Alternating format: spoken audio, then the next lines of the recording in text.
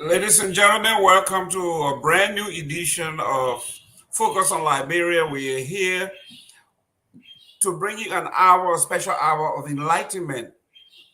We have Liberians in this country that have done a lot and continue to do a lot over a long period of time. And they have been doing their work. And for the first time in this new year, we are about to talk to two of the most brightest people in our community to educate us on the organization they represent. That is the LSA, the Liberian Student Association. And they are going to introduce themselves.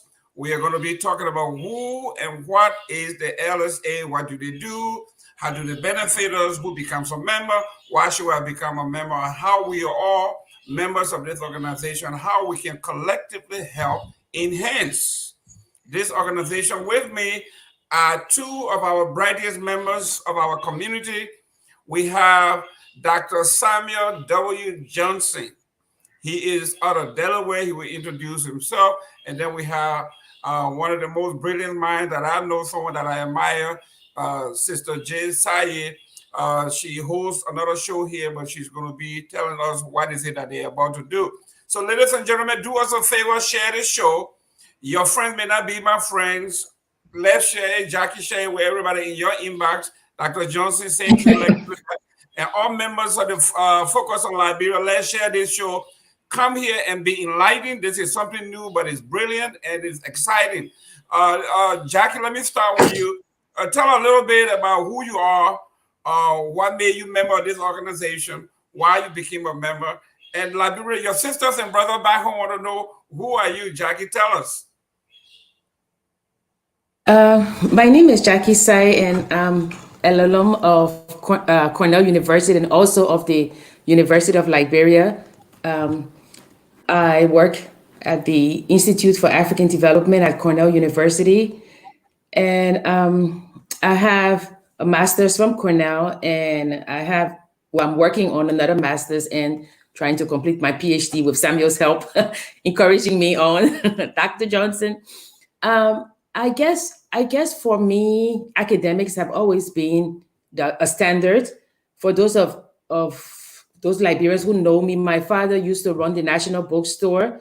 And so we grew up with the National Bookstore. We grew up with books. Books were our friends. And after I completed the university, I worked as a teaching assistant. and then came to Cornell University on a Fulbright for my advanced degree. I got involved in the Liberian Studies Association quite by accident. I was at Cornell when I heard about it. They were holding one in Northridge, California, and I went, and that was where I met one of my mentors, Dr. Elwood Dunn, who encouraged me to get involved with the organization. The organization has been pivotal in my life, in my academic life. Also in my social life, I've met a lot of friends. I've met a lot of people through the LSA. But I have met a caliber of scholars that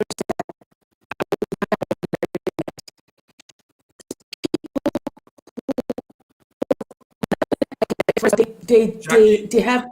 Yes. there you go. Your audio had a little problem, but go ahead. Can you hear me now? Yes, go ahead. Thank you. Yeah, people who put sentiment aside and they conduct rigorous research that advances development for Liberia and the region.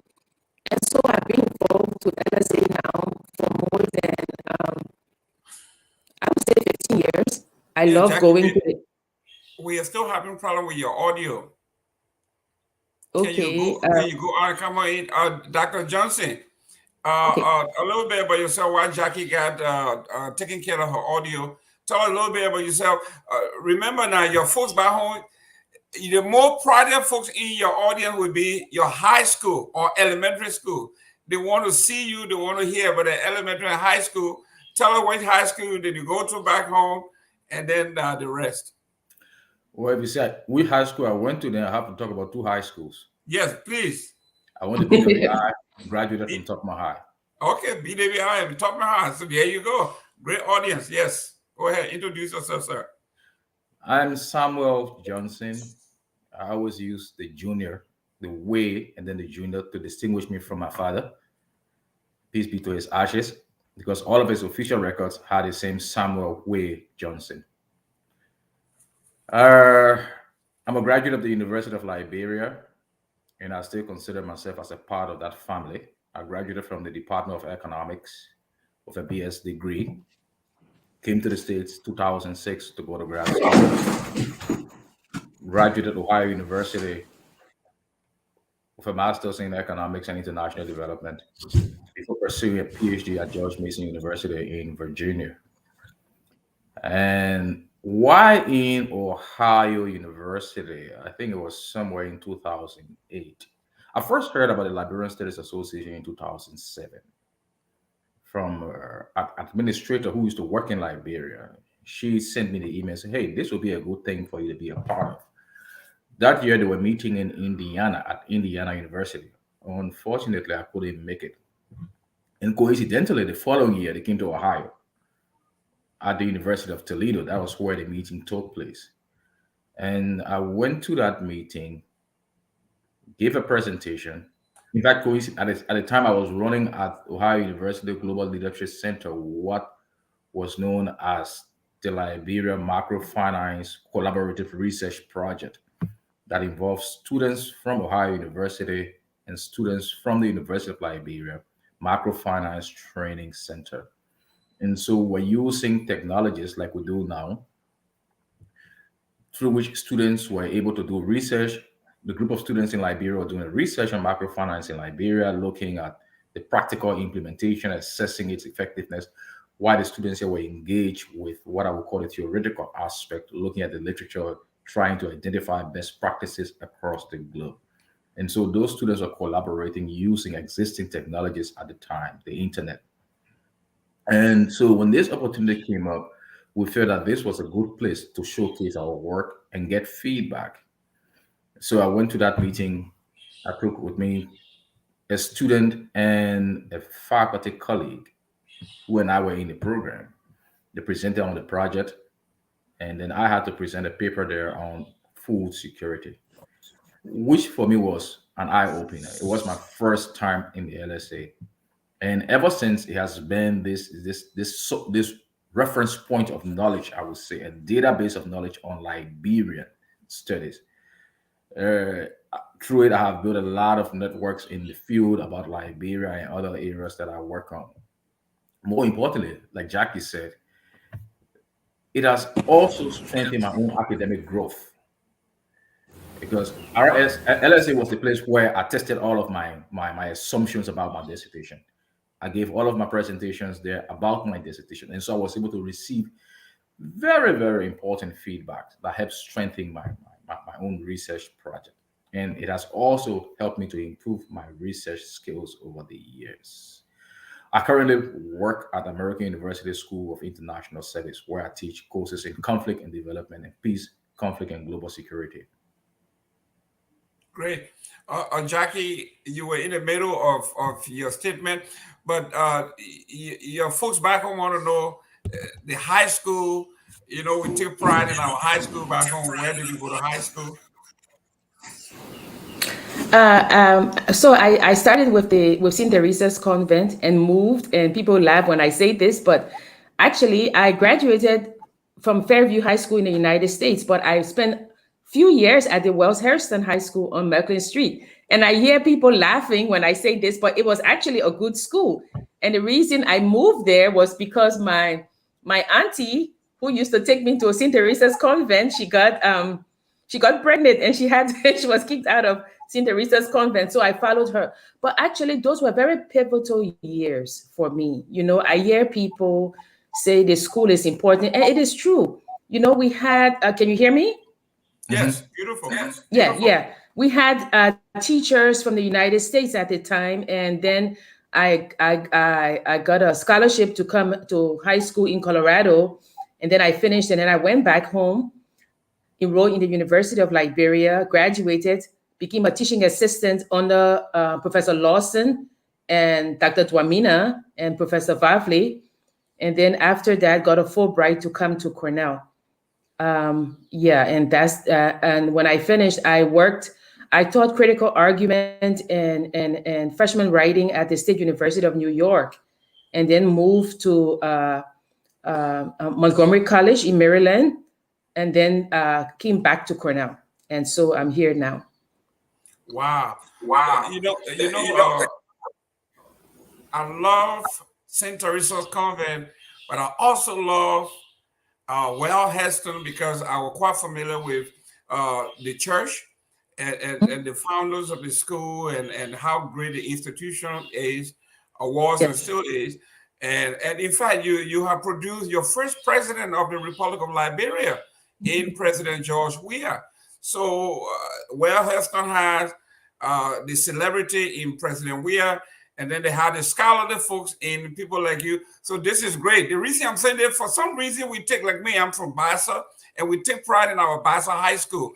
I went to Rutgers University, Florida Atlantic. Those things mean nothing to the folks back home. But when I go home and I say I'm from Bassa High School, everybody stands up and clap because that's the school of pride. So yes, our high school matters to us in Liberia. Thank you very much for such a beautiful, beautiful upbringing and your contribution to our society. Now, tell me, how did you become member of the LSA, and what is the LSA? Like I said before, I went off. I have been with the LSA for 15 years now. Can you hear me? Yes. Yes, for 15 years now. And it was quite by accident that I got involved with the LSA when they had their conference in Northridge, California. That was where I got to know the LSA and to know Dr. Dunn, who encouraged me to become a part of it. And over the years, I have worked with exceptional brains. I've worked with people who are Liberians and non-Liberians, who are Africanists, and who are advancing research. I've learned from them. I've worked with them. We've co-authored papers, and I just love the LSA. I love it because, in terms of research, I find the rigor of the research done by the academics that are in LSA quite outstanding. And of course, also because of the Liberian Studies Journal, and I'm now the general secretary of that organization, and Samuel is the board member. Okay, but what is the LSA though? I know it's three letters there. What is it? When was it founded? And what's the mission? The Liberian Studies Association was founded in 1968, and it was founded to bring together people who do research on Liberia, Africanists, I would say globalists, and Liberians who want to advance research. So the LSA actually came about. First, there was the LSJ, which is the Liberian Studies Journal. 1 year before, they had worked on compiling some papers for the to put it in a journal called the Liberian Studies Journal. And because of that, the following year, they decided that, you know what, I think now is the time for us to get together as a group to discuss issues involving Africa, academic issues. And so that's how come the LSA was evolved. Yeah. Dr. Johnson, the beautiful organization here. Uh, does this organization takes any membership who are qualified to be member? Do you have to be academician? Do you have to be a scholarly person? Do you have to be a PhD to become a member of this organization? And how do you recruit your membership? You do not have to be an academic, so to speak, to be a member of this organization. Our membership is open to everybody who studies Liberia, both Liberians and non-Liberians. So we are an organization of Liberianists, I always like to say. And Liberianists are not just Liberians. They are people who investigate and study Liberia. How do we recruit our membership? It's through mediums like this and people who come to our meetings or our conferences, as we like to call it. Once they come, we give them the form, they fill it out, bam, they are members. So it's not so difficult. We even encourage policy people, we encourage students to be members of the organization because we do the rigorous work, but that work should feed into the policy domain. And it cannot feed into the policy domain if there is a disconnect between us academics and the policy workers or the policy makers. And so we always see ourselves as a forum where we have this cross fertilization, this exchange of knowledge, knowledge from a rigorous academic perspective, and knowledge which are called the gray knowledge or the field based knowledge from the people who work in policy. And that is the work of the LSA. It is important because, like Jackie was saying, something which I want to highlight here was the first LSA journal was a result of a grant from the Carnegie Foundation. And you and I live there, you know, Carnegie is not a small group. They must see something substantive in your work in order to fund it. So it means then Professor Hoso and other folks like David Foley and others who worked on that first edition must have presented an argument that was very, very relevant to knowledge generation about Liberia. Great. Jackie, uh, what I like about this organization is people like us who like to talk, talking heads. You hear we're quoting everybody except the scholarly folks, because we are lazy. We go around, or you go around on Facebook or you go to Google and whatever you see there, you spew it out Mhm. without quoting anybody. But tell us why it is so important for me to cite information from the LSA. Okay. Can you hear me? Yes.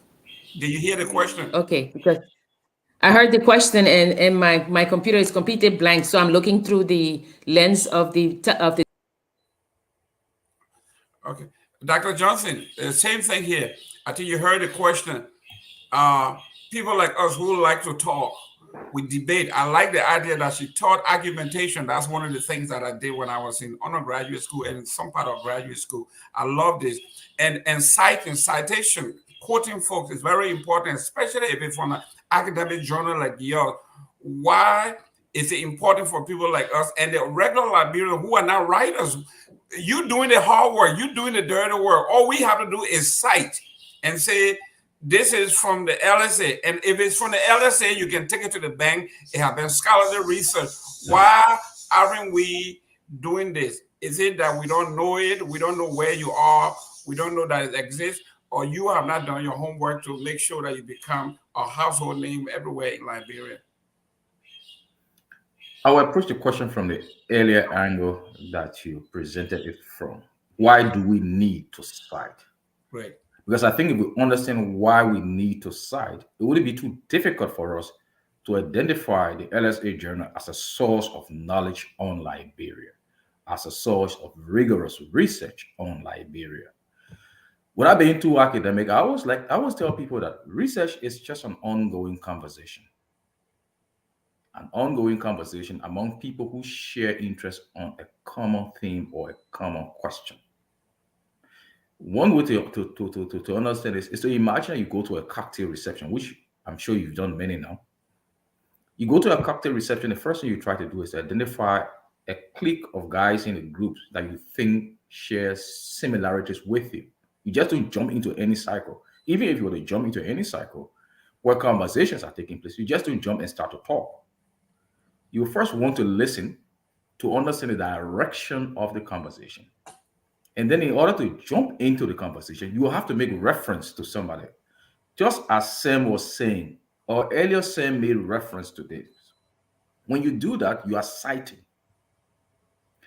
So, those of us who do this kind of work, whether policy people or academics, that tells you the importance because you are joining this conversation. You have to tell us from whence do you join this conversation and from whose perspective.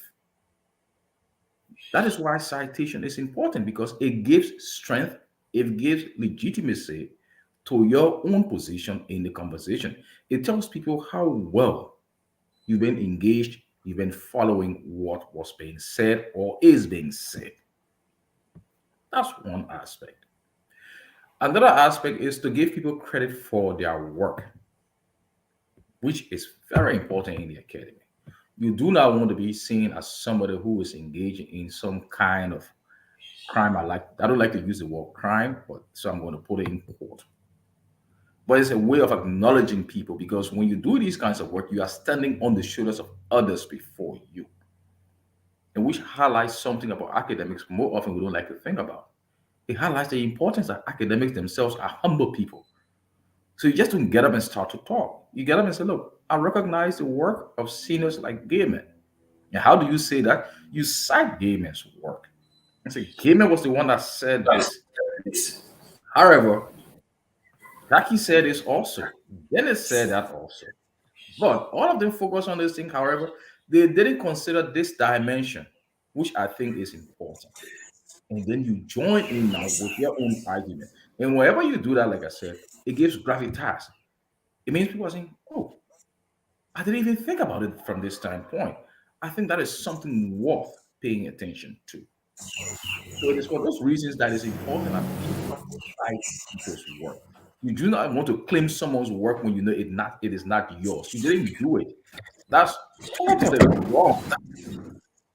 Excellent. Ladies and gentlemen, you are listening to Focus on Liberia with a special edition of the Liberian Student Association. You may have never heard of this organization. Mr. Gamer, I have to interrupt you here. Yes. It's studies. It's not students. Oh, Liberian Studies Association, excuse me, and definitely so. And we want to be very clear.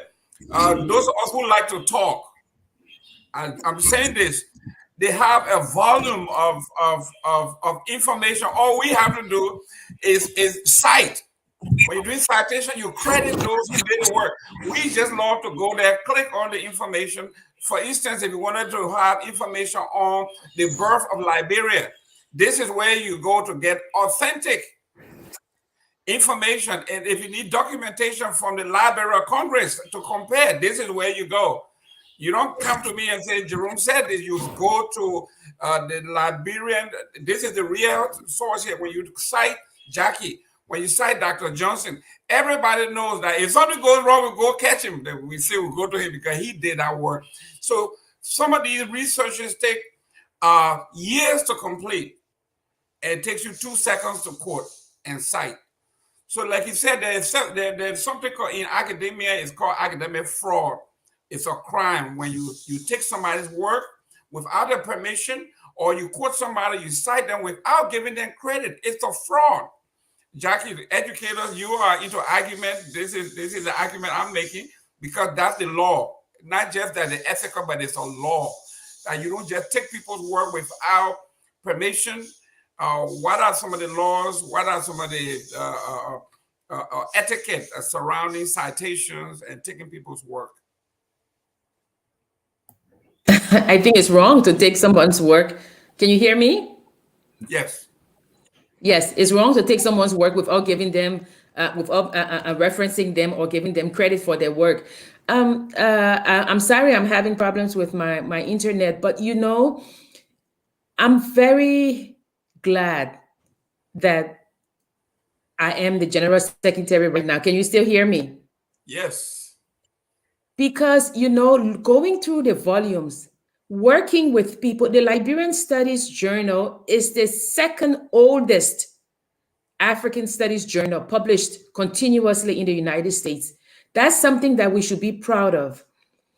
Going back, you find articles by Bitey Moore, Mary Antoinette Brown Sherman, these people, J. Rudolph Grimes, Amos Bean, Dr. Kashoni, people who are experts in their field. So sometimes when I'm listening to some of the talk shows, I'm laughing because I'm like, these things were discussed and debated and researched years ago. I was very happy when they had the Back to Liberia, I think, what is it, back to the return. And there was one of the guys talking about archaeology. And he said that, Liberian archaeology, he was only able to find one article, and it was in the Liberian Studies Journal. That's how important the Liberian Studies Journal is. And to show you, Mr. Gaiman, how important it is, I keep the records, and we have over 160 institutional subscribers that every year they pay their subscription. And these journals are in the libraries. And then we have over 80 individual subscribers. So it goes to Russia, it goes to England, and when we're mailing these things out, we can't believe the people who are saying these journals are so helpful to us. Recently, a lot of these journals articles were digitized and sent to the University of Liberia. So when we have the journal, which is like, I think, $25 a copy, people from all over the world are sending their little checks for a copy of these journals. So Liberians, you can access the older ones for free, but it's a wealth of knowledge that we have with the Liberian Studies Journal. And I think that as Liberians, like I said before, I went off, the war has got a lot of us questioning what is truth. What we were being told, was it really true? I take exception, of course, as you know, that when Professor Nangbe and I, we talked about how can you purchase land from somebody when they didn't have the concept of purchasing land. And I take that very, very to heart. But then I go to the Liberian Studies Journal and I see that people have been debating these things as well. So I think that even if you are not a historian, you're an economist, you're an agriculturalist, this is the place you go. For the Liberian Studies Conference, it is a gathering, not only of academics, as Samuel said, policy makers, practitioners, come together and we discuss.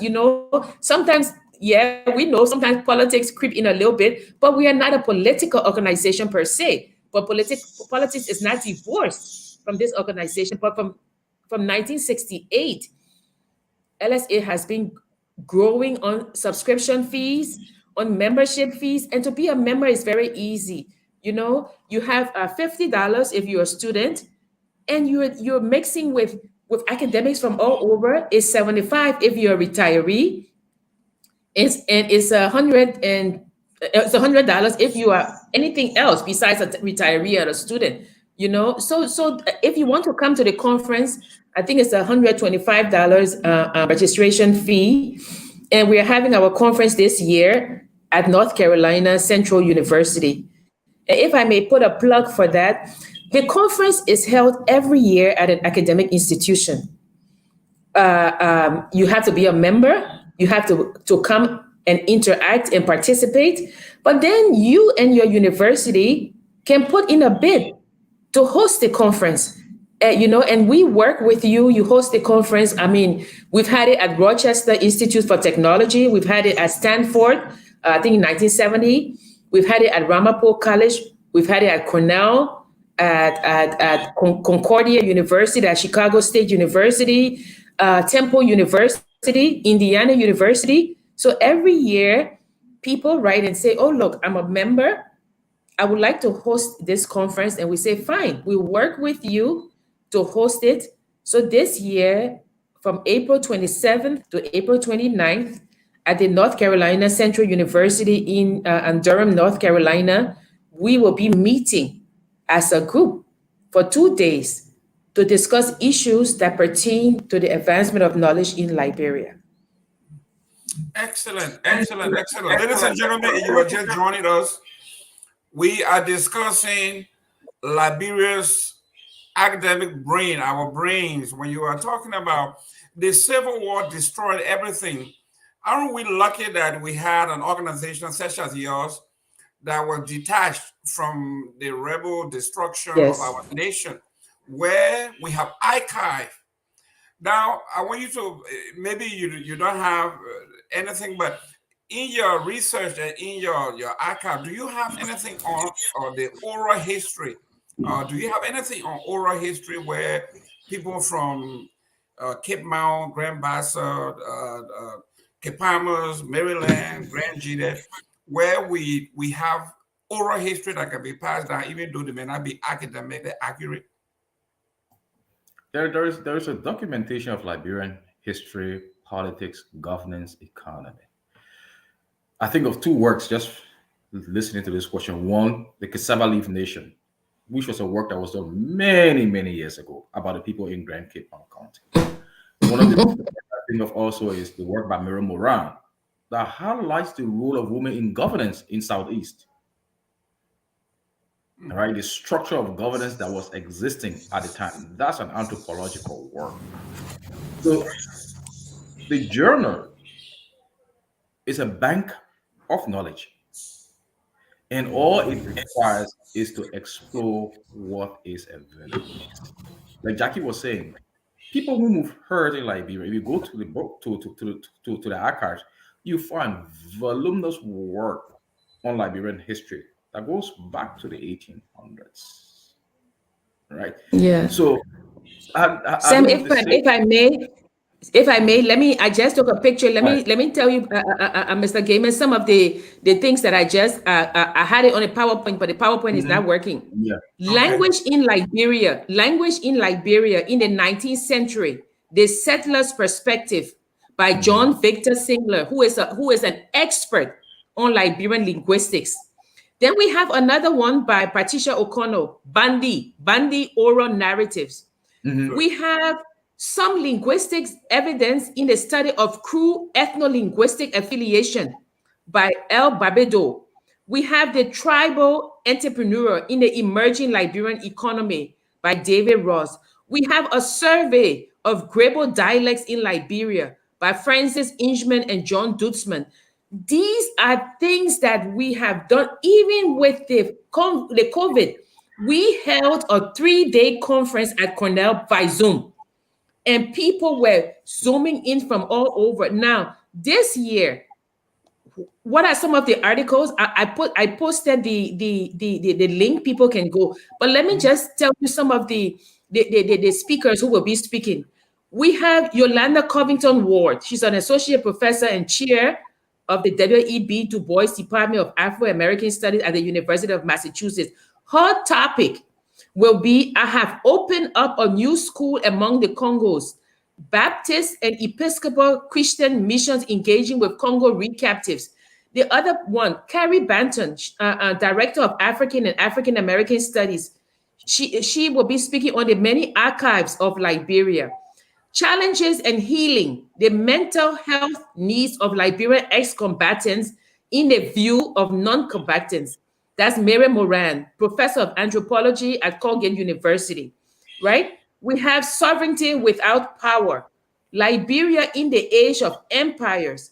That Lee Gardner, professor of economic history at the London School of Economics. And then, of course, I mean, I had these up. I don't want to tamper with Uh, my we, internet we have again. seen them. We have seen them. They're beautiful. Yes. So you see that it's a range. We have another speaker talking about rabies in Liberia. So it's not just a history; it's even present day. So we urge people, if you are in the Durham area, or if you are interested in this, just come meet us, talk to everybody who's there, become a member, because it's very inclusive. We we took it over from the people who retired, and now we want to mentor young people so that they become involved in this organization as well. The editorial advisory board for the Liberian Studies Journal, as I said, we had George Brooks, Warren Dazevedo, James Gibbs, Gus Libino, Bitey Moore. The current editor is Professor Emmanuel Orisi Jaffo, who has done this for many years. And Professor Orisi Jaffo is saying that, now it's time to turn it over to another group of scholars. So we just want people to get involved with the LSA. And like we say, come to Durham, so we can discuss all things academics that pertain to Liberia.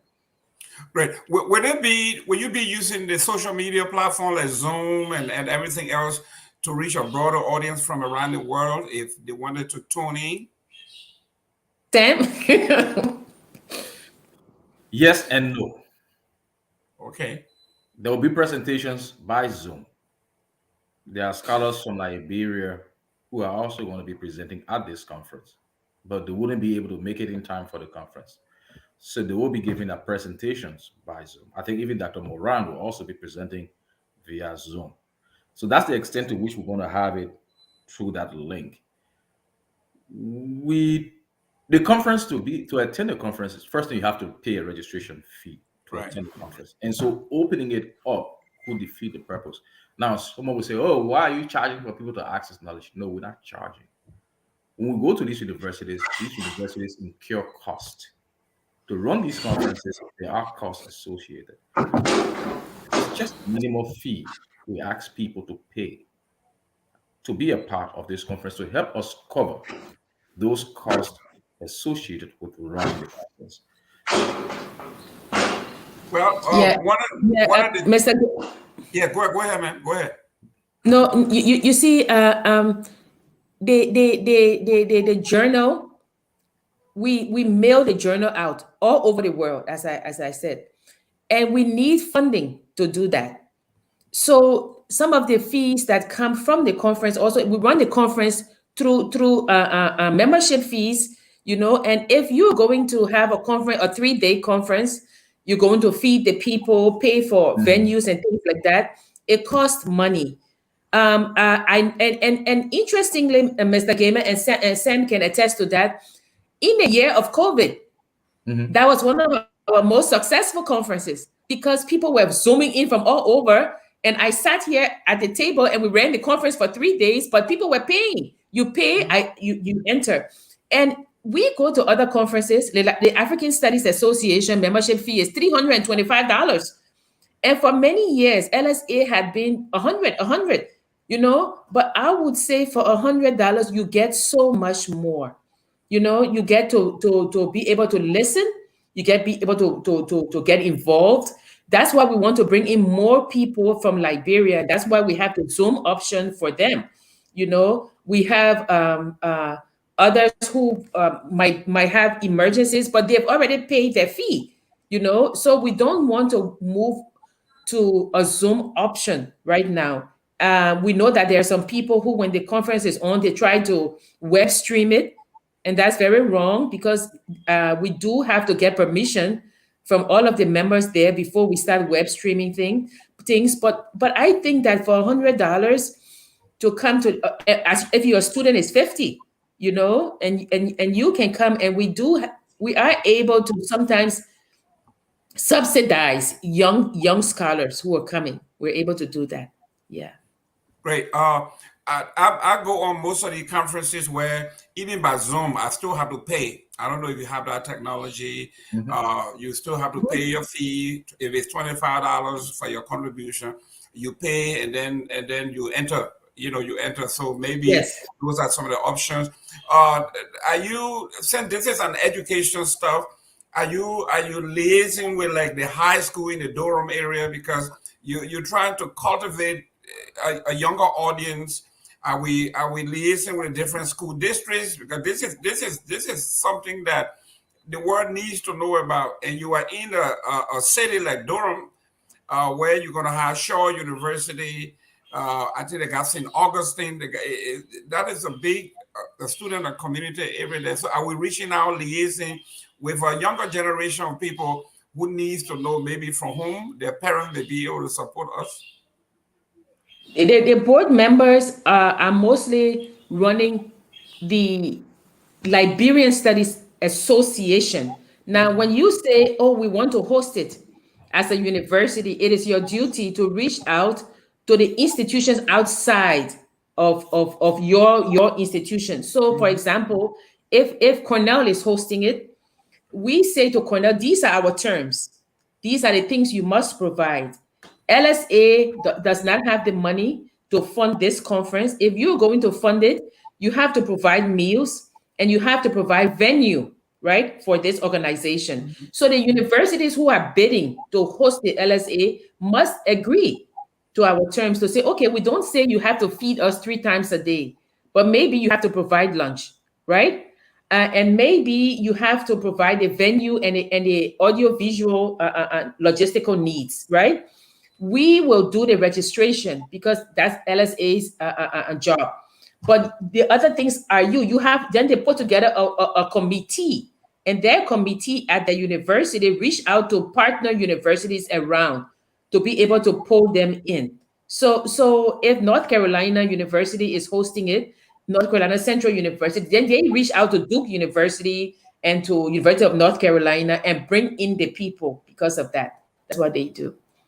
Great. Just to add up to that, to talking about cultivating young scholars. It's not just about cultivating the young scholars. It's an organization of about Liberia. So we try to encourage as many Liberians to be a part. And so, what the host universities or the host committee usually does, also in addition to reaching out to other universities within their locale, is to reach out to Liberian organizations or Liberians in general within those areas, encouraging them to attend and be a part of the conference. We feel that that is one way, if there are younger Liberians in that particular area who may know or may not know, or who may be desirous or not desirous, that's one way we can tap into their own willingness to be a part of the organization. And so that's one way we reach out to people as well. Great. The reason I'm coming with some of the ideas, because I was CEO in the United Way system for 10 years. So raising funds, fund development, board development, these are things that I did. And one of the things, you guys got such a great message that they are not only coming to be academically inclined, but you are doing the pollination. You are educating folks about Liberia, and we do not want to always preach to the choir. So this gone November, we had an event here where we said the year of the return, the bicentennial, and we have over 200 folks that show up. They were non-Liberian. We have people from the Caribbean, Jamaican, Haitians, Barbadians. All these people came together, and they were in awe when we showed what Liberia was to them. So we made new friends. We got more funding. People, obviously, when we broaden our horizon, we get, there are people, more retiree in the education and healthcare area that are from the Caribbean that love the history and they would love to be a part. Now you say the fees. Tell us, let's talk about this coming event, April 27th through the 29th. What is the theme and what is the goal? What is it that we are looking at doing April 27th through the 29th? What will we be doing? What is the goal? Is it a fundraiser? What is it that we're going to be doing on the 27th through the 29th in Durham? The theme is called Repositioning Liberia's Development, Dynamism, Innovation, and Challenges in the New Millennium. And it will be focusing on the challenges of repositioning development in Liberia. It will we've done Liberia, the functional state, We've done other different themes. So this one is to focus on situational. So we're going to reposition our country into how we feel it should be in a global age, that to advance it. So the board agreed on that theme, and what it is that on Thursday, we will have a meet and greet, as we always do. We have a meet and greet, and then on Friday at 8 o'clock, it starts at the faculty banquet hall. So the first session will be on Liberia's heritage and its evolving present, and that will be, as I said, Professor Yolanda Covington Ward and Professor Carrie Banton, who wrote the book on the Barbados migration to Liberia. So then we will have the second session, which will be health and development. And that is when we'll have Dr. Mary Moran. We'll also have preparing Liberia for rabies control, human dog relationship and practices. And that is by Gami Fupawo at the Swiss Tropical and Public Health Institute in Switzerland. And he will be joined by a lot of his colleagues as well. After lunch, we will have student radicalization and educational outcomes. And that will be Professor Soma, who is president of Habel College. He will be talking about the politics, radicalization of students, and the dismantling of academic autonomy in Liberia. Then we will have the state of Cottington University in the ecosystem of Liberia's education sector. And that will be Romel Horton, who is president of Cottington University. And then we have our president of the LSA, who is also an associate professor of education, Michael Wana, improving the Liberian school system to create opportunity for all Liberian students in the 21st century. And then, of course, at the end, we will have national sovereignty and indigenous institutions. And that will be Lee Gardner, as we said, who is professor at the London School of Economics. And then we'll have our own Dr. Carr, JCN Carr, and he and his another fellow will be discussing continuing the dialogue between the Poro and the state. And then at the evening, we'll have a networking. The next day, which is Saturday, we will have presentations from Liberia, the prevalence of infant mortality among babies aged 0 to 12 months at Benson Hospital. And then from the bedroom to the DigiSpace, exploring Liberia online, sex jokes and humor. And then we will have rethinking Liberian history, new directions for the 21st century research. And then, of course, the parliamentarian of the LSA, who will also be the keynote speaker, Councillor Mahamadou F. Jones, will be speaking on exercising the constitutional right to appeal in the Supreme Court of Liberia. And then we will have Alexander Shipilov, who is a PhD student at the Russian Academy of Sciences. He will be discussing the religious dimension of the Liberian electoral campaigns. And then our own Dr. Johnson here will speak on the scar effects of unemployment and street protests in Liberia. And then the last session will be population growth, economic development, and disaster management. And Professor Cyril Broderick will be speaking on population growth, climate change, and Liberia's prospect for agricultural growth and development toward 2023. Then we have Donald Cassell, who will speak on repositioning Liberia development, which is like the topic. Then we have the Executive Director for Africa Environmental Watch, Maurice Kofa, who will speak on disaster management in the new millennium. And after that, we will have a dinner and a keynote address. And the keynote address will be given again by Councillor Mahamadou Jones. So every year we get we agree on one speaker to give the keynote address. So that's how it is. Yeah. Ladies and gentlemen, we are talking about the LSA. You are in for a treat. If you like me and you love to soak up information that is based on facts and research, this is where you want to be. I fell in love with Jackie. I mean, I'm talking about literally now. We are talking about figuratively speaking and all of this. We are talking about when I first listened to her, she was reading letters from the folk that migrated to Liberia. And you should listen to her read some of these letters. People that have taking the risk to leave the Caribbean and the United States to go to Africa, to go to Liberia and Sierra Leone. They let us the road back to their families and their loved ones. You should listen to her read some of these letters and the communication. I got hooked on what she and the other doctors do on the other show. So this is awesome. Dr. Johnson, I see two people there that stands out that I'm familiar with.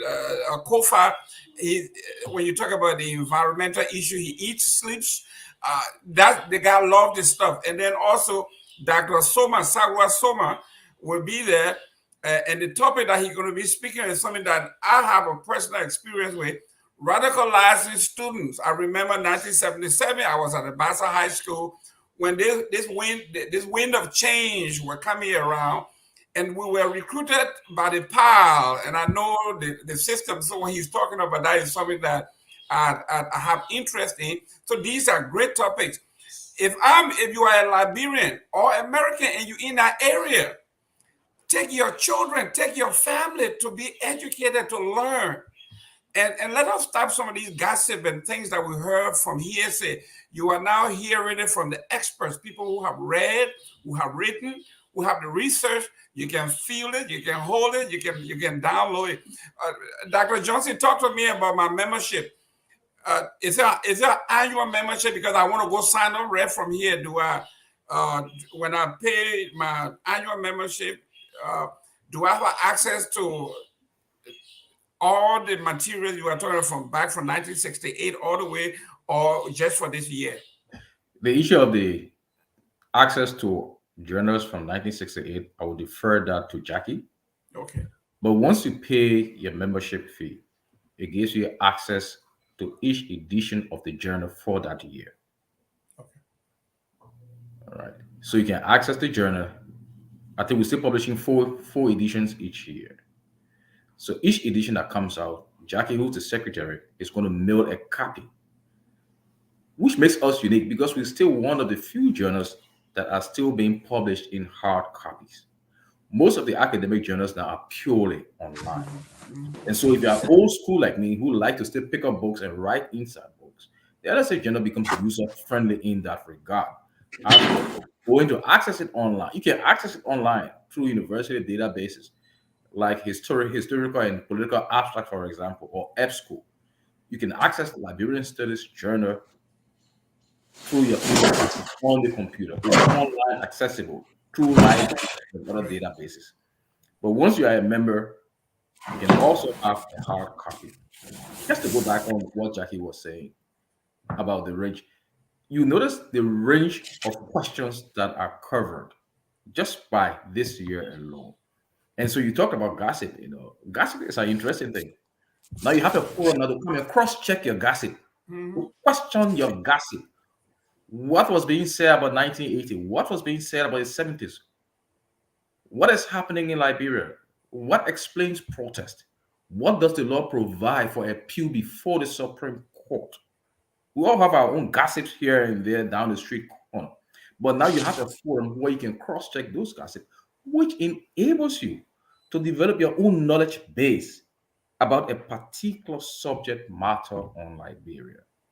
And it's not going to be one person looking at the question. That's one beauty of the Liberian studies, which someone rightly described as an eclectic. It's like a jollof rice, everything inside. So you are able to look at one question from a range of perspectives, from the economic perspective, the political, the legal, the social cost. Imagine talking about the poorer and the standard society and how it is supposed to also be a part of governance. And it is something that I would say an evolving question in Liberia, because I know a good friend of mine, Samuel Gwedi Do, did his PhD dissertation on similar question: the role of these traditional institutions in post-conflict peace building and reconstruction. He was looking at comparative case between Liberia and Sierra Leone. And when I think of Jason's work, that is what I think of. I see him building off what others have done. So it provides a forum where you can all enrich yourselves and leave from there as a new person with a new set of questions. And don't get confused. Don't feel bad if you leave from there with more questions unanswered. That means you are learning. You are Yeah. coming Great. with new questions because you are questioning your earlier assumptions. You are trying to navigate now this mass of knowledge that you've gathered. Excellent. Dr. Jackie, Very soon she'll that, get back to. Don't worry. yeah, that is beautiful. We got some interesting comments here directed to both of you. Hopefully, we can Before you go there, respond to some. before you go, so people Mhm. will know what's happening on the side of Jackie. Right. What you see her posting up there, that yellow piece of paper, is Hmm. the cover of the Liberian Studies Journal Okay. in hard copy. So if you are a member, that is what you're going to get. Great. Jackie, tell me, as a member of the, if I become a member today, what are the benefits? Why should I become a member? What do I get for my membership? Well, that actually is a question we've been grappling with because you will get the journal. Definitely, you will get the most recent, and this one is. I mean, I was looking through Edwin Wilmer Blighty's contribution to intellectual history. Merv Excellent. Gardner wrote that. Uh, um, this one is on a colonial in Liberian political story, Sierra Leoneans in Liberia, British suspect in the subjects in the first African Republic. So you get the Liberian Studies Journal. You're able to vote. People say, "Oh, but I came to the conference. Why I can't vote?" Well, let me tell you this little story. I know time is far spent. When I got to the Liberian Studies conference, when I started to attend, I would pay my conference fee and I would go in and time to discuss issues affecting LSA, time to vote in LSA. They would just say, okay, we are ready to go to the business meeting. Those of you who are not members, can you go outside and wait? And I would kindly go outside with the others and we just wait. And then I said, but why am I not allowed to vote and discuss things? And they said, you're not a member. You just pay your fee. And I said, oh, no, I'm going to be a member. And so I paid for my membership. So you will be able to vote. You will be able to have your say. You will be able to take part in deliberations behind the door. That's one. The second is that we know that a lot of people don't know the Liberian Studies Association. A lot of people do, but others don't. And what we're trying to do is to make it more proactive. We had it in 2019. I mean, nine. We had it in Liberia. We want to have it in Liberia every 5 years. We want to be able to hold a retreat that members can go and discuss how do we move this organization forward. We want to be able to make it's pertinent to Liberian development, but we want to be able to make it inform policy in Liberia. If you're going to say, oh, we want to do this, so what does the research say? The research says this about what we want to do. So to be a member, you get a t-shirt now. Sam is laughing. You get a t-shirt, but you get more involved in the organization. You'll be able to stand for elections. We don't want someone to come the first year and the second year they say, oh, I'm a board member or secretary, but continuously. It took me 10, almost 12 years to become an official. But you will learn how it works. You will be informed. You will be able to go with us to retreat. You'll be able to vote. You'll be able to run for elections. And I think that this is essentially our own thing. Since 1968, it's been strong. It's a respected journal, peer reviewed. When people submit their papers, they're like, why didn't you publish my paper?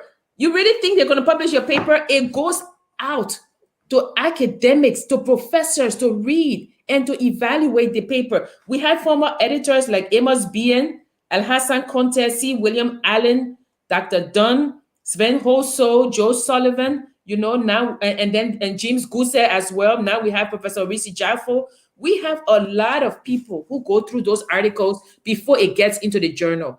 And like I said, if you have over 100 subscribers that are libraries, then you must be doing something good. Because as I started to get the subscription fees from libraries, I was like, oh, this little book, it has a lot of people. And from all over the world, we're shipping this.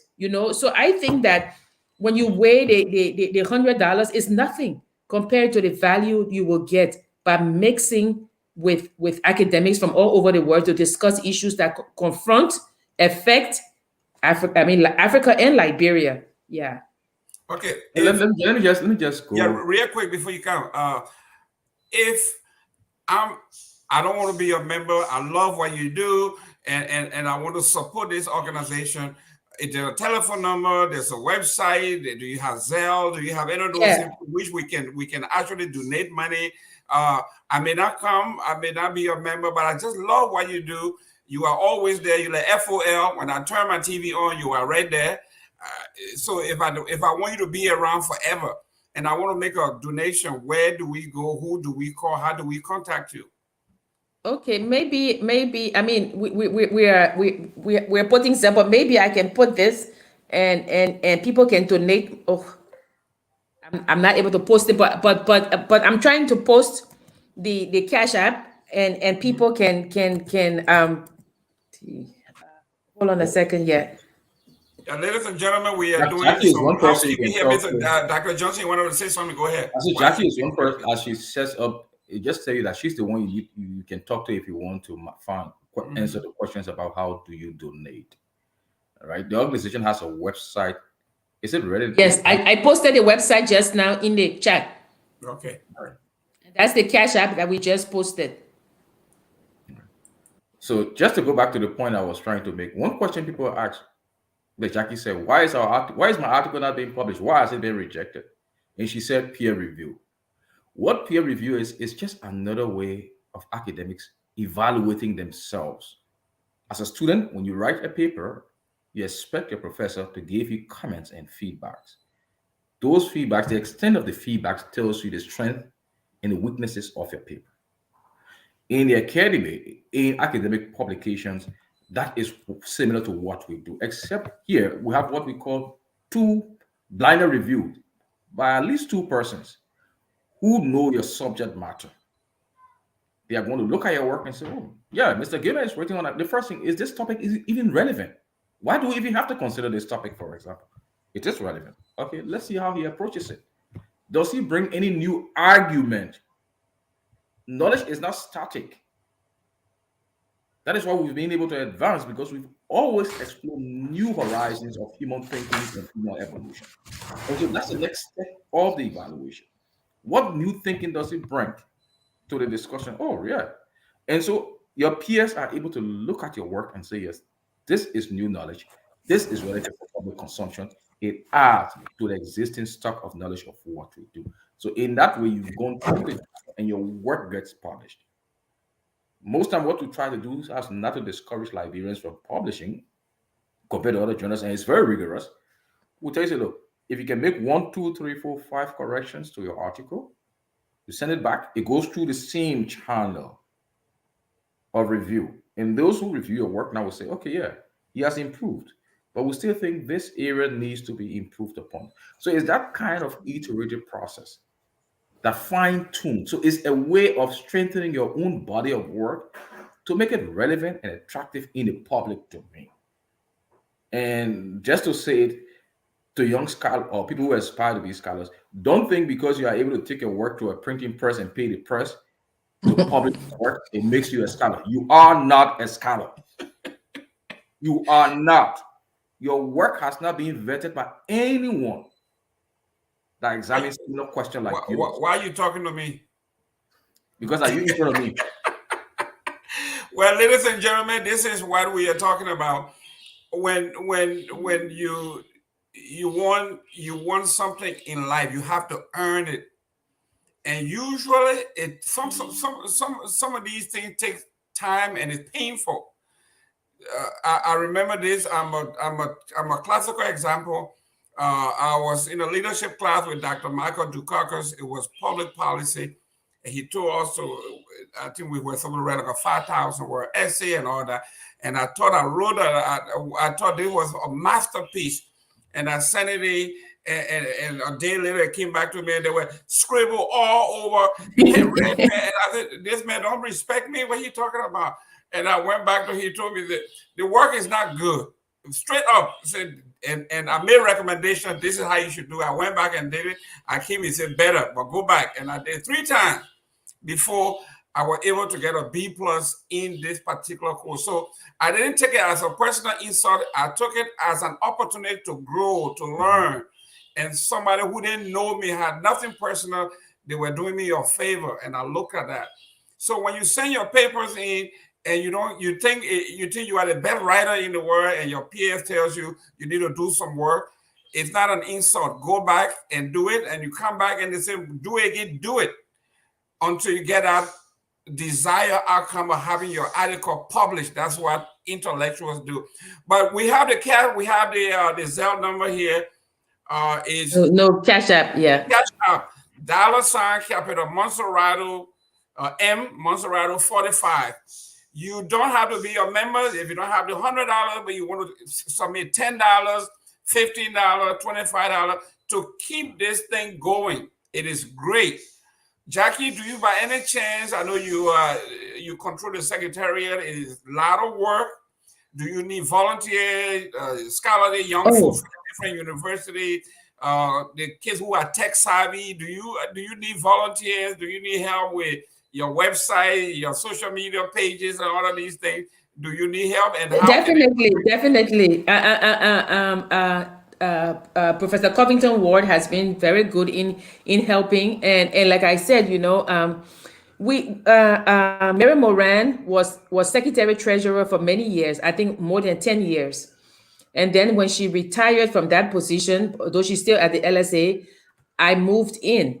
But I didn't just move in. I worked with her for almost 2 years, learning the ropes, so that when she was able to leave the job, the position, I was able to come in. This is not for the faint-hearted. I didn't know it was so much work, maintaining the database and things like that. So if you have time and you see yourself as going to be a member of LSA and you want to contribute, you can come in and say, I really want to learn about LSA. I want to learn how to keep the database. I want to learn how to update the website. We are not there to say it's our thing. We're going to just keep it. No.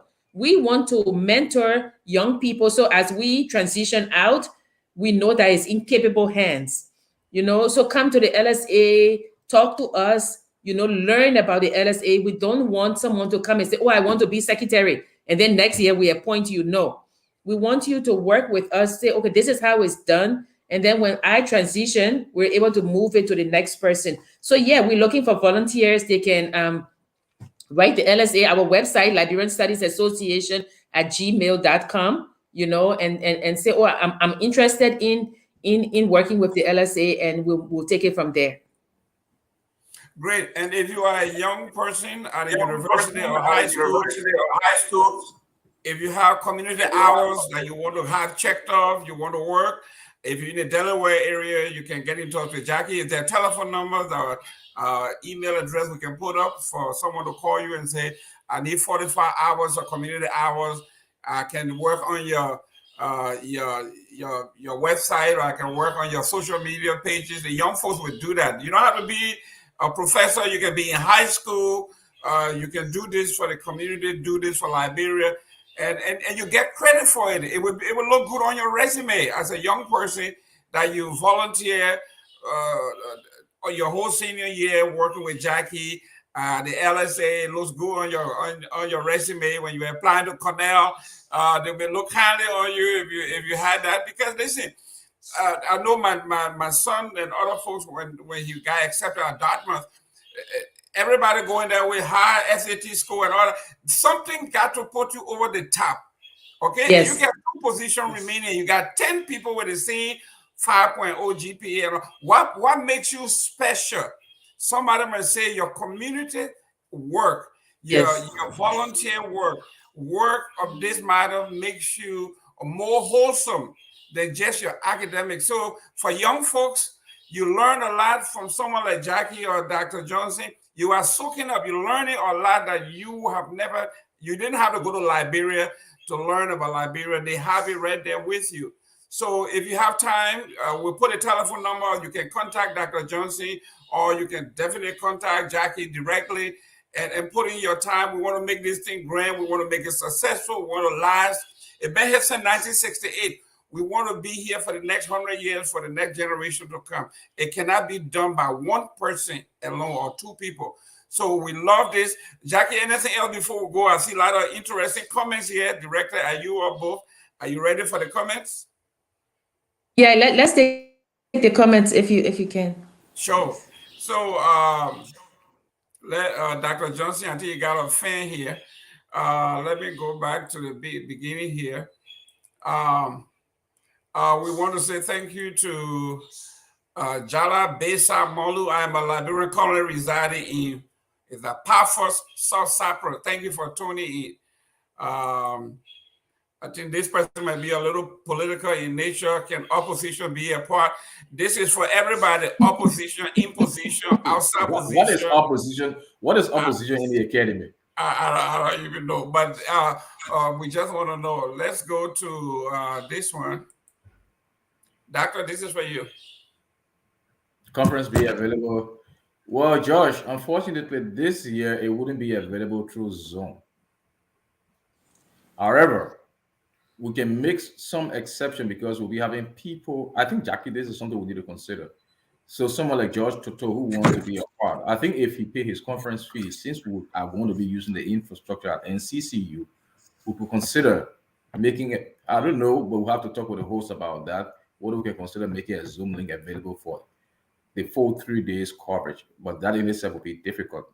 In short, we have no plan to make it available this year online. Mr. Gaiman, one of the things that we've been working towards is that we want to be able to web stream it at Cuttington and the other universities in Liberia, where the students can sit in the auditorium and then watch it. And we are working towards that. Sometimes there are some universities that will host it that will not have the capability to web stream it to Liberia, or like sometimes we try it one time, the university didn't have the Mhm. bandwidth for us to have it for all day. But this is something that we're working on. So we will let you know as time goes by when that happens. Okay, Yeah. Dr. Say another one for you. Yes, you can attend without being a former Yeah. member. Yeah, the conference is open to people. So, All you'll be yes, required to do is to pay your conference fee. Mr. Kenneth, you got your answer there. It's a public event. Uh, they're going to be serving lunch and all of that, and they come with a fee.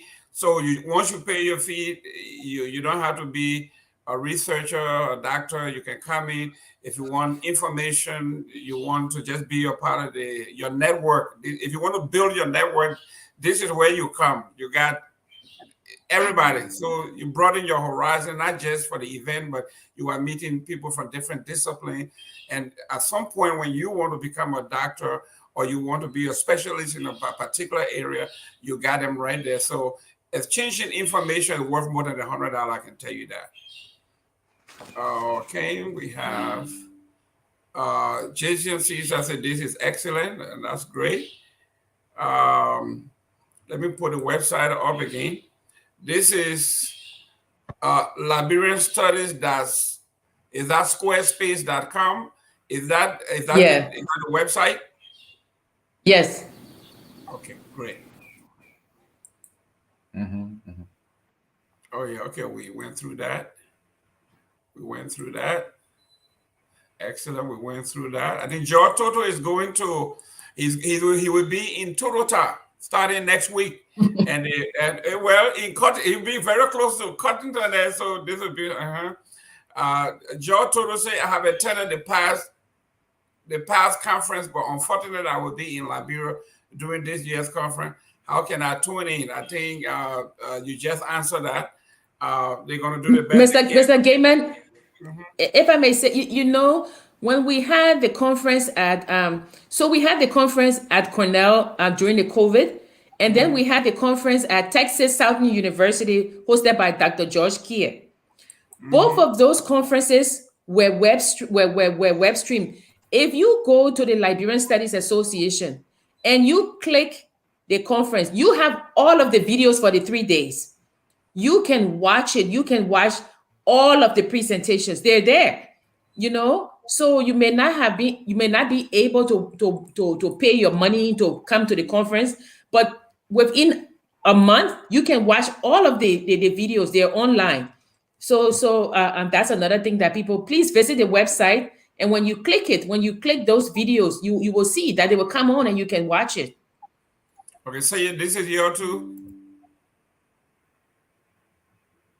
um This is from Is it me? Akalasi.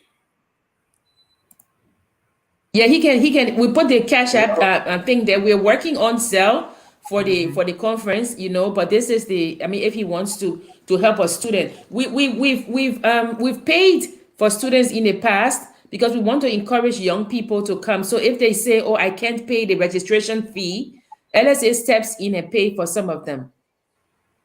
Okay, so what he's doing here, he wants to donate $50 in advance, Yes, just in case. You can either give it as a scholarship or reward. Even if it's not for this conference, you can use it for future conferences. But he wants to sponsor one student. yes, Akalasi, we thank you, congratulate you. This is yeah. a Thank great you. cause, and hopefully you can follow that with your membership and become a member. Um, Francis Wilson, Dr. Johnson, you want to Mr. address this one? Show, Jackie, so not quite sure what has been scheduled, promoted, whatever. No longer able to contact you. What is this group? Okay, I will answer the what is this group part. Mhm. This group is the Liberian Studies Association. It's a body of academics that do research on Liberia. And I say body of academics, I do not only mean to refer to Liberians alone. This body draws on scholars from all over the world. We've had scholars from Israel, from Finland. We have a scholar coming in this year from England. All of them do work on Liberia, work that contributes to not only the knowledge space, but to the development of Liberia. And we are hosting a conference this year, which is what we are discussing today. That conference takes place at the North Carolina Central University in Durham, North Carolina, from April 27th to the 29th.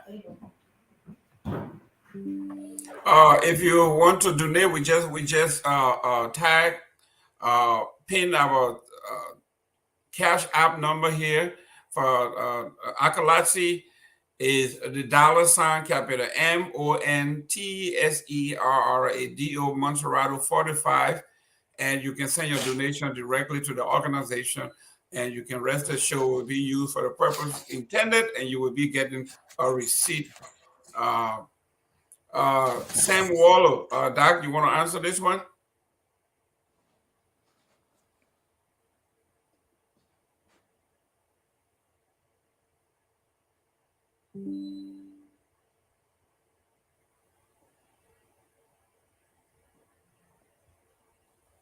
Uh,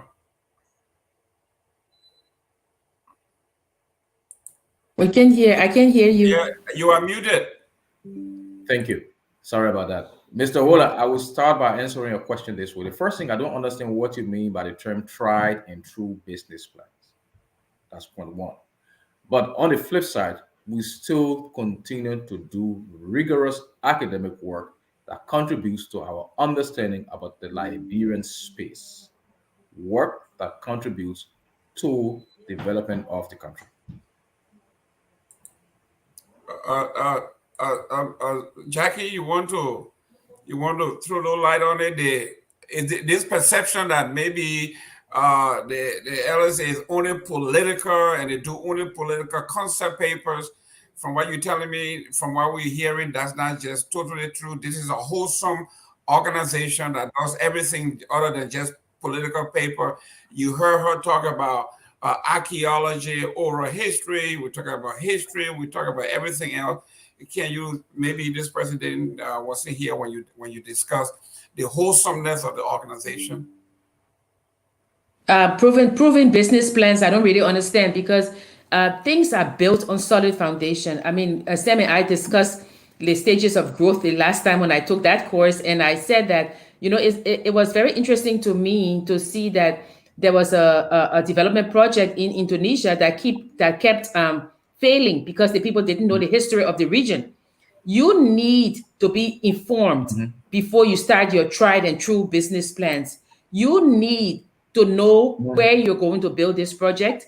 You need to know the people, the ethnographic of that place, the ethnography of that place. You need to know the social, the economic. So our research, the research informs the development project, so nothing is built on sand. I don't The business plan needs input from all stakeholders, from all people to be able to function. So I think that People like to see development as removed from knowledge and research. That's not true. Research informs the development that's going to take place.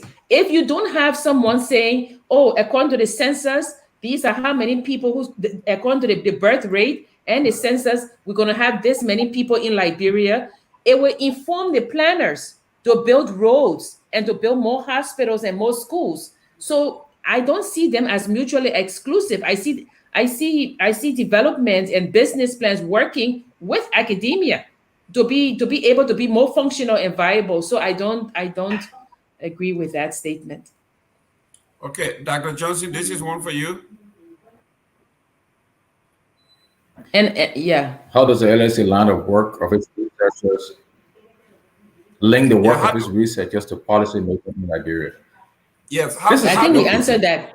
yeah, how what I Yeah. mean, what we got all the theoretical paper, we have all the blueprint. How do we go from research to actual implementation? How do we do the evaluation that our research have been applied and whether it was successful, it failed? How can we recalibrate? That's why I guess Let you're me trying give to you say. let me give you one example. We have a professor here at Cornell who studied women, right? Women during the war, and how women were able to work with the security sector to bring peace in a region in Liberia, right? The defense department in Liberia, the defense ministry, took that paper to inform them, the soldiers and the people, to say, oh, women, when you are going to do your now your peacekeeping for your patrol, take women. Women will kind of mediate so that men don't become, don't become sexist or abusers or things, because they have a mitigating effect. That was from that paper. So we are not saying that it depends on the government also that's in power asking for these things, but these things are there. These things are there, and they are there. One we talk about, national reconciliation in Liberia by Donald Cassell. A lot of papers now have been talking about reconciliation. And if I may jump the gun, I know people say, "Oh, why didn't you invite this a minister or this person?" We are an academic institution. People present names to us and we vote on those names. We are not going to bring a president or a minister because we want to draw people. We are going to bring speakers, guest speakers, keynote, who are well versed in their area and who know what they're talking about, so we can be able to say, oh, we've learned, so let's try and put this into effect. We are not going to invite people like other organizations do because we want to draw a crowd. I have been to the Liberian Studies Association when we've had only 25 persons, and that's okay. But we are not going to pander to popular sentiment and say, you know what? Let's bring this minister. Let's bring this person. Let's bring this political leader because we want. And I will tell you something, Mr. Gaiman. In 2009, the LSA almost broke apart. Why? Because Ellen Johnson Sirleaf invited the LSA and paid for half of the people to go. And we said, no, we do not want politics in this. If we are going to Liberia, we will pay ourselves to go to Liberia. We pay for ourselves. We are not going to turn LSA over to the prevailing power or to people who feel that we should become more involved in politics or in things that are happening. As an academic institution, we will remain an academic institution. And if you are in business or you are in government, it is up to you to say, oh, they are discussing this. Yes, Maurice Kofa talking about climate change and how to make a clean Liberia. It's up to you to say, you know what, let me read his paper. And let me take some things from his paper, because this man knows what he's talking about, and implement it in Liberia. But we are not going to become, become the glad fly of saying, oh, let's bring this person because we want to draw a crowd. No, that's not LSA. Great. And I think, once you stick with your principle, you are safe. And I think I like that, because if you were talking about environmental policy, the last person you want to bring is the guy who is in charge of the department that's coming to defend Mhm. his Yes. administration or his policy. Instead, you want to talk to people who actually study and like Yes. Kufa, who has no fish to fry. He's not a Democrat. He's No not a fish to Republican. fry. He's Yes. strictly a professional. Now, if you want information on how to clean cities, then you go to his paper. You go to the Yes. agency that does that and see whether some of those things can be applied to your present prevailing circumstances. So I support your stance. Once you get these folks in, they come in, they're defending their administration, they're defending their policy and all of that. So yeah, you stick with this is why when we are coming as spectators. We are coming to take your work and put it to work and make it work. And it's free. I mean, if I calculate and quantify how much you make an hour and how much you put in, let's say you put in 3,000-4,000 hours to write one paper over 5, 6, 7 months, somehow a year. If you quantify and see how much that paper will cost, pay your pay, some of these things are tens of thousands of dollars if you were quantifying the hour and you get it for only $100. I mean, it's basically free. That's how I look at it because when I was with the United Way, when you look at the work that these people do and how much we pay for it, if you only knew how much Dr. Johnson and Jackie stayed up all night to get this one page paper, presentable and ready to go, and you come and pick it up like it's nothing because it's free. So, ladies and gentlemen, we are back here, and if you love this organization, you want to sustain it. This empty bag cannot stand. This organization needs our help. When I leave from here, I'm going to subscribe. I have never subscribed before, but I'm going to subscribe today because you have convinced me this is great. And if I were in the Durham area, I would bring my children, the baby, the younger ones, to come and actually learn from the experts. So we love you. We believe what you are doing. Let me put a last comment up here so we can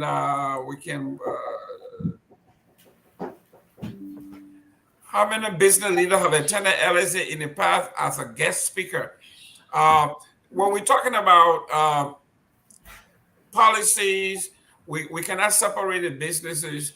You talk about job growth. We are talking about employment. I know you got expertise in all of those areas. How the businesses in Liberia, how they call them, whatever name they call it, have they ever attended to come and soak up some of the idea how to expand? Because you cannot separate health, which is a clean city, from business. If you know, businesses wouldn't want a restaurant, a classic restaurant, wouldn't want to go and open a restaurant in the middle of filth. So there are connections. They have business people approach you and say, we need to look at some of your papers. We need to talk to some of your experts in how we can improve our area. Have you ever interacted? Have they contacted you? Or just they want to come and play politics? I think the danger. I would say a brief thing before Dr. Johnson speaks. I think the danger is to cross over and not walk a fine line, and I say that's because if you look at the African Studies Association or the American Medical Association, then when people start to give papers, when they start to inform the government, they say according to the American Medical Association, right? Mm-hmm. So they refer to that document. Oh, this person wrote a paper on COVID, so let me refer. If we do that in our research, according to the World Health Organization, mm-hmm. according to the IMF, right? Those are people who have put together papers to inform our papers that we're writing, or the IMF, or the World Economic Forum, or the African Development Bank Economic Outlook. Those are papers that come up and say, look, Liberia, this is how Africa is moving. This is what you should do in agriculture. So they inform development, right? And then if you feel that, okay, I need to hear it from the horse's mouth, you can invite a member of the African Development Bank to come and speak. So I think people, when they hear about LSA, when they hear Liberia, they just jump from LSA or from any discussion about academics straight into politics or something. Our job or our objective is to inform development. Now, if you are going to do planning, like I said, or you're talking about reconciliation, you go to Miriam Moran's paper. She's a professor of anthropology. She's talking about zogos and how you can bring a healing to them. You go and read her paper, right? So uh, the LSA or the LSJ is there to inform. Now, if you go to the Liberian Studies Association, you can quote the LSJ. According to Dr. Johnson's paper on the economy, this is what's going to happen. But when you say, how many people did you invite from Liberia? How many business managers? That is not what we do. The Liberian Studies Association, that is not what we do. Now, somebody may come and say, you know what, Jackie, or you know what, LSA, we are hosting it this year. And we want to bring Dr. Gaiman to speak, right? The board will weigh on it. What is Dr. Gaiman going to speak on? How is this relevant to Liberia development? Is it going to inflame things? Don't forget, we are not for profit. Is it going to hinder our status? These are things we consider, not a fly by night. Oh, let's just pick this person because we want people to come. I'm sorry that I'm getting testy, but it seems as if people don't understand the role of LSA. LSA is not there to push its agenda. LSA is there to do research, and you take that research and you inform. How many business managers have come? It is their right to come. LSA is open to everybody. We've had Dr. Henry Tokba. He's come. We've had C. William Allen. He's been there. There are a lot of people who come to LSA. But if you're saying that, because they do come, LSA should now all of a sudden bow and say, oh yeah, can you please be keynote speaker or come? No, this is not something that we do. People come from all over the world. People fly in from Russia, from England, from Australia to give papers, from all over the United States to give papers. And what we do is put these papers together in the LSJ, and the LSJ is there at the University of Liberia, and you can pick it up and it can inform you so you can move the country forward. That is what we do. Sam? Yeah, Jackie, just to add, as I'm reading these comments, I'm thinking, are people suggesting that we should develop Liberia without asking critical questions through research? Yeah. So then what type of policymakers are we advocating for? What type of policies are we putting in place? How contextually driven are those policies? So is it only when we invite them to LSA that we are able to influence policy? What's the guarantee that they even come to LSA, even listen? It's not our duty. It is about policymakers picking up the relevant research that borders on things that they want to do that should influence how they go about approaching these questions. That is a policy realm. That is something I learned at LU. Right? That is what should happen in a policy space. The United States government doesn't just get up and come up with a policy. We saw it with COVID. It went to the thinkers, the guys who probe that particular spectrum of knowledge. What is a virus? How do we handle viruses? What is unique about this type of virus? And that was how they were able to lead the world to the current stage in the fight against COVID. If Liberia is serious about development, it means Liberia will have to pick up context-specific research about Liberia to influence Liberia's development. I need not name, but there are tons of cases in Liberia where we drew on cases from other places, brought them to Liberia, and just imposed them on the structure, and we saw what happened. The whole structure crumbled. So if anyone thinking that we should be inviting people to our meeting is open to anybody. When the late Dr. Sawyer was head of the GAC, he came to our meeting. And I still remember at Toledo, he said, we are going to be tapping on the resource of the Liberian Studies Association to help us influence governance in Liberia. And Dr. Sawyer made it his business, no matter what you may say or like about him. to use LSA as a resource. And that is what serious policy makers do. They go to the critical thinkers, the knowledge base of the subject, to help them think and drive policy actions that they think are relevant to people. Excellent. Now, ladies and gentlemen, if you were just tuning in, we have the website of the Liberia Studies Association at gmail.com. Please become a member. Donate. We have the cash app. We got about 12 more minutes to go on here. But from what I'm seeing here and what I'm reading, whatever it is that you are interested in, when I was executive vice president for minority affairs for the Chamber of Commerce here in St. Lucie County, we will go to organizations like these and we ask for what is the best practice based on research. And we will take some of those, we'll go through them, what we like, what we don't like, and we apply those that are applicable in our situation, whether it is attracting businesses.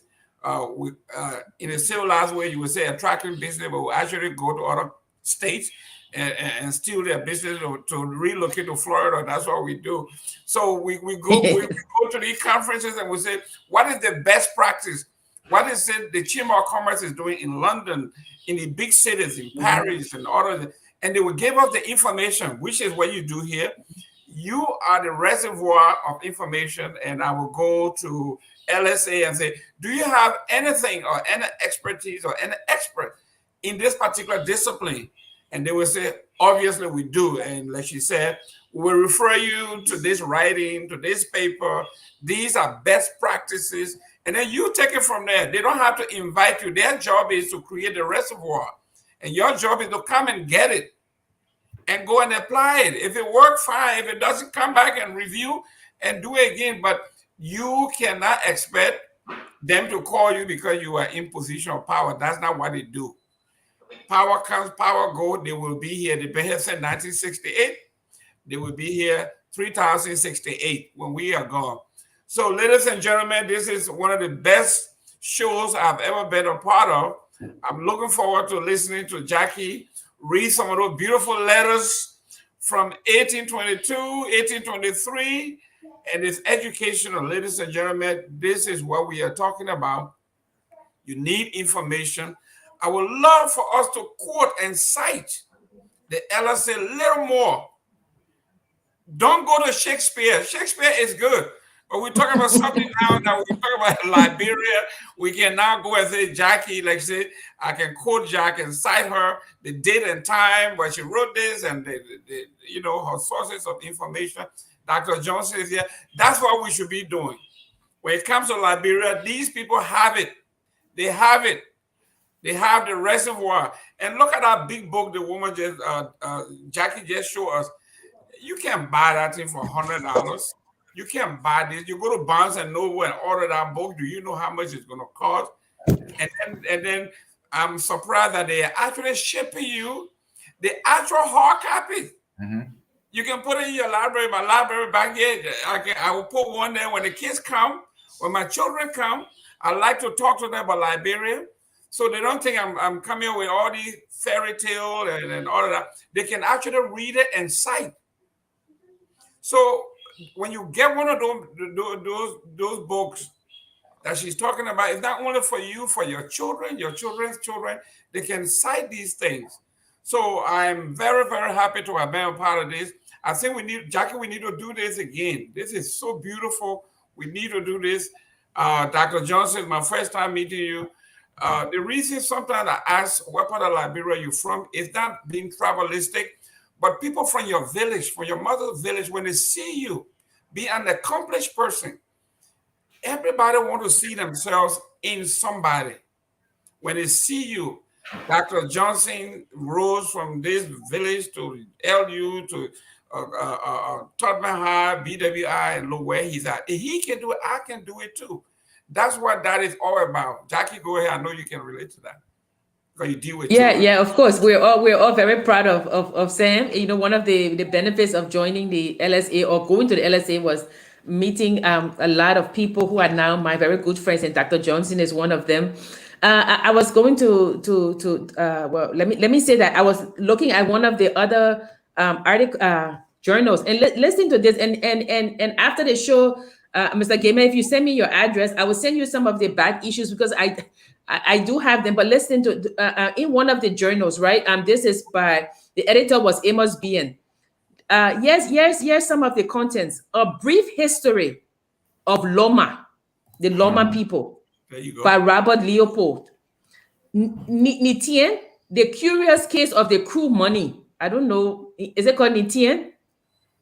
I don't, Who's crew here? That's right. I don't know. So they're talking about crew money, formulations and implementations of educational policy, key strategies by Sakwi Malakba. And you know Dr. Malakba is a good supporter and a member of LSA. So when you talk about formulation and implementation of educational policy, yes, one that the Ministry of Education can look at, and of course, then they have book reviews.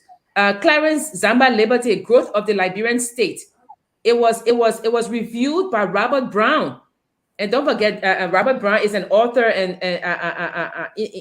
from Liberia. We have so many things in a journal, that can inform people. And if you don't want to read, just go on the Liberian Studies Association website and click the video. You can watch videos from last year and you can watch videos from the year before. Those 2 years, they are there. We have the Sierra Leone-Liberian border area during a decade of conflict, the role of the central bank in financing economic development in post-war Liberia, and searching for solution in post-war Liberia. There's so many things that you can get out of the Liberian Studies Journal. Excellent. Ladies and gentlemen, you've been listening to a beautiful show here. I have been enlightened. I've been entertained. We are at the end of the show. Dr. Johnson, your parting comments, please.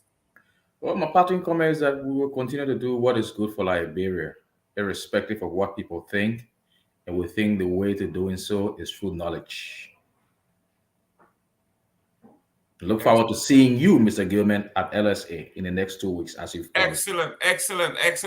We encourage all other people in Durham area to come and let's feast on this knowledge explosion.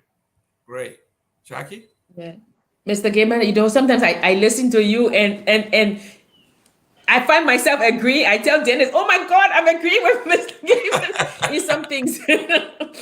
But I want to thank you for allowing us to come on today. And I will say to you, yes, get involved with the Liberian Studies Association. And who knows, you may host it when you feel comfortable and you feel that, okay, you know a lot more about it. You can host it. We're not saying that, people who become members can host it today, but you get involved with the LSA. And I know your love of history. I know of your love of all things Liberia. So if you can send me, you get my contact details from Dennis. If you can send me your address, I will send you not the current issue because you got to buy that, but I will send you back copies of the LSA because it's a treasure trove of knowledge. Yeah. Thank you very much. Obviously, not only would I become a member, but I got twin girls that are about to go to college. I got my son. He's at Brown University. He's an associate professor there. Okay. I have, where we come from and where we are going. It is imperative that our children have access to the information because one, it is written. Okay, I can always go back to it. I can't change it. It is there. So for those of you who take your time and put so much into this, we have to honor you by doing as much as we can to make sure that we keep it going for the next generations to come. Children may not go to Liberia, but they can go to Liberia without going to Liberia. Yes. So we want to thank you. Let's do this again. Do this as often as we can. And if you're in the North Carolina area, whether you're in Charlotte, you're in Durham, anywhere nearby, please make it to this forum. Be in the audience. Educate yourself. Enlighten yourself. This is typically our own. What is it? They think that we are doing. This is our thing. We have to nurture it. You can't wait until it dies and you say, those people can't do anything. Every time they start something, it dies. No, we don't support it. And fortunately for us, these people are here. The man since 1968.